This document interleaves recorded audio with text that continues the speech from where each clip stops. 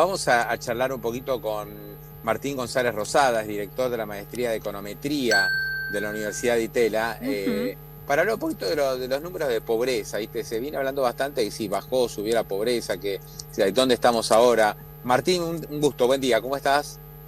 Buen día, ¿cómo le va?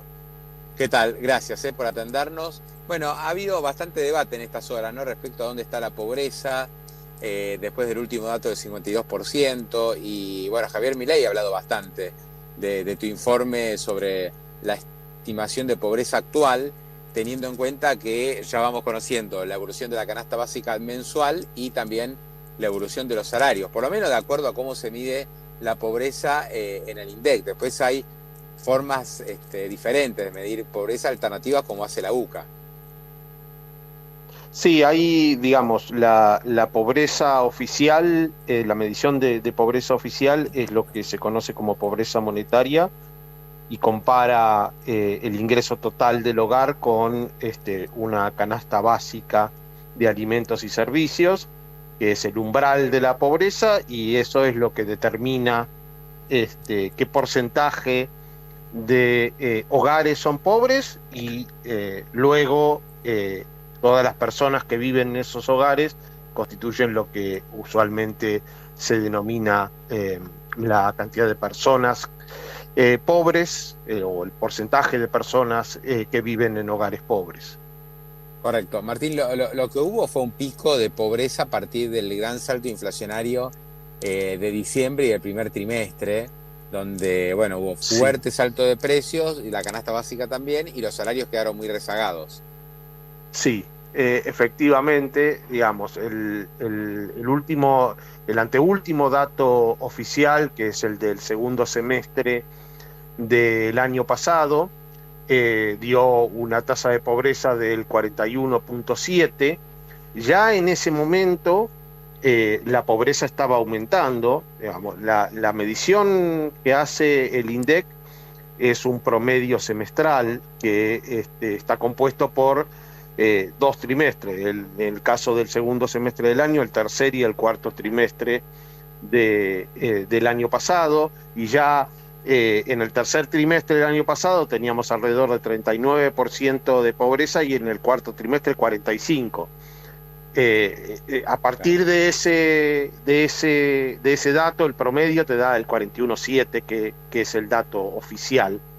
Y después, como decís vos, a partir de el salto en la variación de la canasta básica total, que no fue acompañado por un incremento de igual manera en los ingresos de los hogares, tuvimos un pico de pobreza en el primer trimestre del año, que llegó a casi 55%, y después en el segundo trimestre dio alrededor de 51%, y el promedio es el 52.9 que dio el INDEC.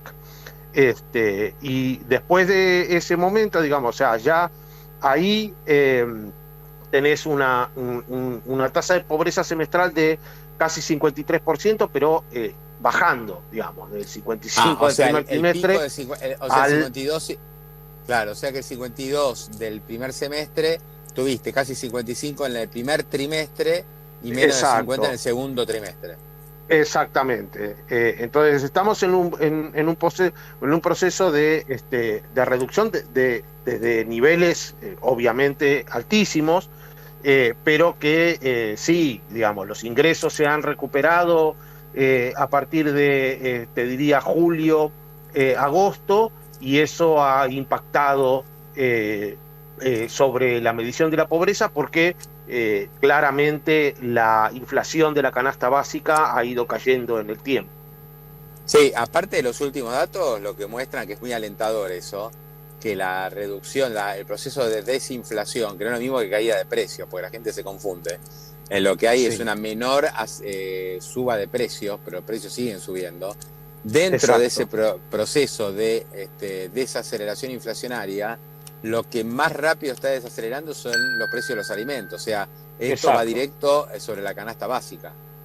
Va a haber un efecto más grande sobre la indigencia, o sea, la canasta básica alimentaria es el umbral de la indigencia, Y sobre esa canasta básica alimentaria hay que agregarle los bienes y servicios que no son alimentos, que te da la canasta básica total. Pero eso también ha ido desacelerando. No tanto Bien. como los alimentos, pero sí hay un proceso de desaceleración en la variación de la canasta básica total. Muy importante lo que vos decís, o sea que el dato de indigencia, que no me acuerdo cuál fue en la última medición, debería venir bastante mejor en la próxima. O sea, nomás se va debería a sentir venir mejor en la próxima, claro. Por lo menos esa es la expectativa que uno tiene con los datos y la dinámica que ha ocurrido en estos meses. Sí, y el dato de pobreza que tanto se discute, digamos, ¿cuánto estimás vos que puede llegar a fin de año? Ya conocemos los datos de octubre, o sea, prácticamente vamos teniendo una proyección de lo que puede ser el último trimestre. ¿En cuánto podría terminar la pobreza en el último trimestre del año? No te pido el promedio del semestre, sino el cierre del 2024. Mirá, todavía es temprano, o sea que la proyección que nosotros tenemos está basada en una proyección de ingresos, que es lo más difícil de proyectar y es lo que más tarda en tener en los datos oficiales. Pero claro, la evolución que yo estoy viendo, si se mantiene durante noviembre y diciembre, te diría que la tasa de pobreza del último trimestre de este año va a ser muy similar a la del último trimestre del año pasado. Alrededor del 45-46%. 45% más o menos. Claro, exactamente. Está bien, o sea que el año, digamos, fue como una montaña rusa, ¿no? Primero fuiste a las nubes y después bajaste a los niveles que tampoco son deseables, no es que uno dice... No, claro, ¿no? Estamos en tasas de pobreza históricamente altas, pero digamos que en el margen uno puede ver una evolución positiva hacia niveles más bajos. Sí, y obviamente el año que viene, que falta años luz, pero uno dice, bueno, si la desaceleración de alimentos se consolida y los salarios siguen recuperando, obviamente esto tiene que evolucionar favorablemente. Debería. Y sí, digamos, o sea, la medición de la pobreza monetaria cambia mucho cuando cambian los ingresos y cuando cambia la inflación. Entonces, para mantener un ritmo sostenido de disminución de la pobreza en el más largo plazo, digamos, lo que necesitamos es que la economía crezca y se generen puestos de trabajo en el sector formal de la economía.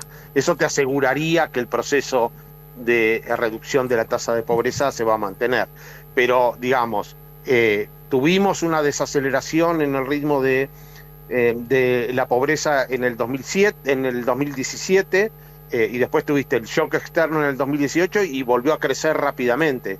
Entonces, es un indicador bastante volátil, y para tener una consolidación a la baja uno tiene que generar condiciones de crecimiento de la economía. Sí. ¿Cada cuánto dan a conocer ustedes la estimación? ¿Es mensual? Todos los meses, no es una estimación mensual, es una estimación semestral. El último dato que tenemos es el semestre mayo-octubre. Ok, o sea, van corriendo el mes y calculan el semestre. Sí, y calculamos el semestre, exactamente. ¿Y el semestre mayo-octubre cuánto les dio? 49%. Ah, ok, o sea, abajo del 50%, pero todavía muy influenciado por la suba inflacionaria de los primeros meses. Por la suba, exactamente. Martín, gran abrazo, muchísimas gracias, un placer como siempre. Bueno, gracias a ustedes. Un gusto, hasta luego. Ahí estaba Martín González Rosada, director de la Maestría de Econometría en la Universidad de Itela.